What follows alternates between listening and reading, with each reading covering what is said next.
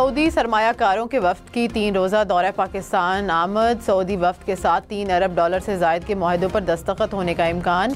Saudi वफ्द की पाकिस्तान की आला क़यादत से मुलाकातें भी शेड्यूल। वज़ीर आज़म शहबाज शरीफ कल सऊदी वफ्द के एजाज़ में शाहिया देंगे। नूर खान एयरबेस पर सऊदी वज़ीर सरमायाकारी की सरबराही में आला सतह तिजारती वफ्द का विफाकी वज़रा ने इस्तकबाल किया। वफ्द में 130 अरकान शामिल। भारत में जोहरी मवाद की चोरी के वाक़यात पर इज़हार तशवीश। पाकिस्तान ने सलामती कौंसिल से तहकीकात का मुतालबा कर दिया। अक़वाम मुत्तहिदा में पाकिस्तान के मुस्तकिल मंदूब मुनीर अकरम ने कहा, हाल ही में एक ग्रुप से $10 करोड़ मालियत का ताबकार मवाद पकड़ा गया। भारत में 2021 में भी ताबकारी मवाद की चोरी के 3 वाक़यात रिपोर्ट हुए थे। सलामती कौंसिल उन वाक़यात की मुकम्मल तहकीकात करवाए।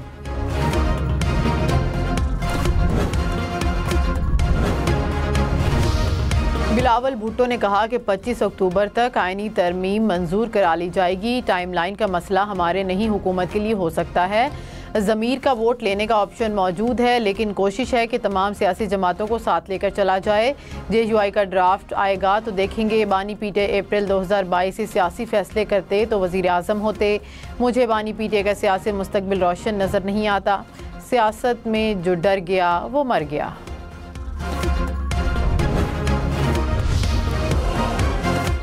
मौलाना फजल रहमान से PTI वफ्द की मुलाकात। कामरान मुर्तज़ा ने कहा, PTI वाले मुलाकात के बाद हमसे नाखुश नहीं गए। सलमान अकरम राजा बोले, मौलाना फजल रहमान का तारीख़ी मौक़िफ़ है, कौम शुक्रगुज़ार रहेगी। आइन से जो तबाही होने जा रही थी वो नहीं होगी।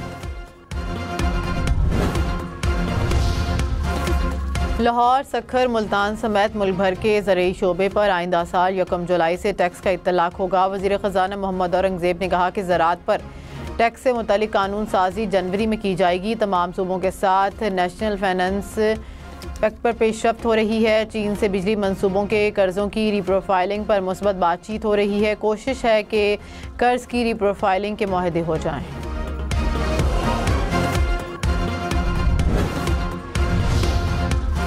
वज़ीर दाखिला मोहसिन नकवी ने कहा, जिरगा करने पर किसी को एतराज़ नहीं। हज़ारों लोगों को बुलाकर अदालत कहना जिरगा नहीं होता।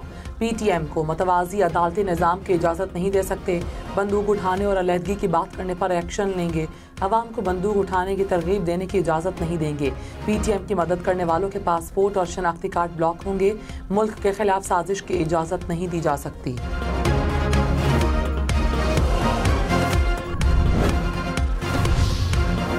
खैबर पख्तूनख्वा में नाखुशगवार वाक़या। वज़ीर आला अली अमीन गंडापुर ने जरगा बुला लिया। मुशीर इत्तलात बैरिस्टर सैफ ने कहा कि वफाकी हुकूमत ने PTM को कलअदम करार दिया। नोटिफिकेशन के बाद जल्द से जलूस या इज्तिमा की इजाज़त नहीं दे सकते। खैबर में दफ़ा 144 नाफिज है।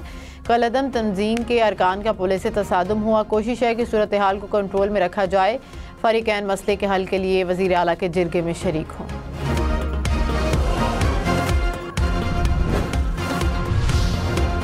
वज़ीर आला मरीम नवाज ने कहा, एक सूबा साजो सामान के साथ विफाक पर हमला आवर हुआ। एहतजाज के लिए खैबर पख्तूनख्वा से सरकारी लोगों को लाया जाता है, कहा जाता है जला दो, तबाह कर दो। पंजाब पुलिस पर हमला करते खैबर पख्तूनख्वा पुलिस के एहलकार पकड़े गए। महंगाई कम होने पर PTI की सियासत दफन हो रही है। ना खुद काम करते हैं, ना कभी किसी को करने दिया है। सियासी स्मॉग फैलाने की कोशिश अवाम ने मुस्तरद कर दी। कुछ भी हो, मुल्क पर आंच नहीं आने देंगे।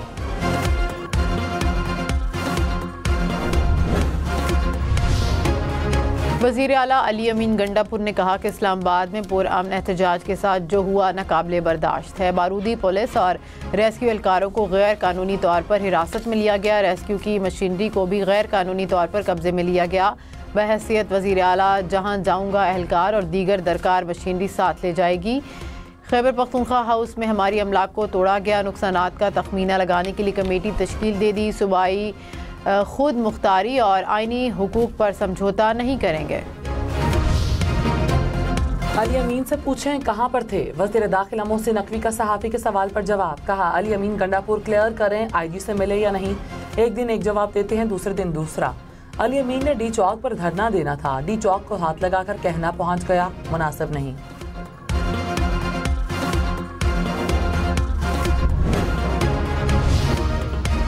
सिक्योरिटी फोर्सेस ने बलोचिस्तान को बड़ी दहशतगर्दी से बचा लिया। तुर्बत शहर में दहशतगर्दी का बड़ा मंसूबा नाकाम।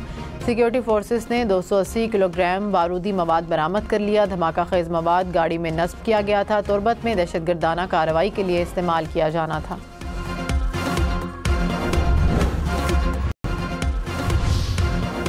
खैबर पख्तूनख्वा में पुलिस के तकर्रुर और तबादले का इख्तियार वज़ीर आला को मिल गया। काबीना ने पुलिस एक्ट में तरमीम की मंजूरी दे दी। आला अफसरान के तकर्रुर और तबादलों का इख्तियार IG से वापस ले लिया गया। वफाकी हुकूमत का तहफ़्फ़ुज़ात का इजहार। मोहसिन नकवी ने कहा कि IG से इख्तियार वापस लेना मुनासिब नहीं। IG को बेबस करने पर शदीद तहफ़्फ़ुज़ात हैं।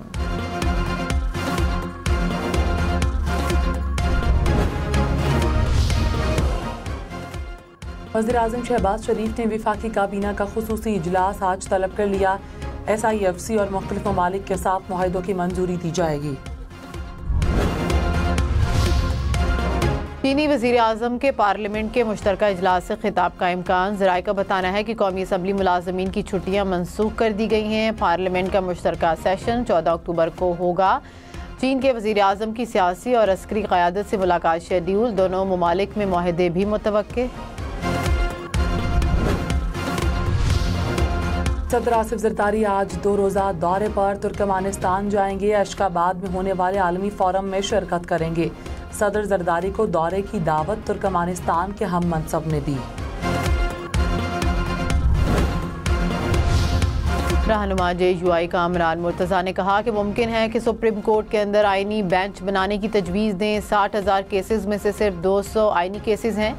आइनी बेंच में 5 जजेस शामिल होने चाहिए। सुप्रीम कोर्ट में जजेस की तादाद बढ़ाकर 22 या 25 कर लें। जजेस तैनाती के लिए 18वीं तरमीम को असल हालत में बहाल करना चाहिए।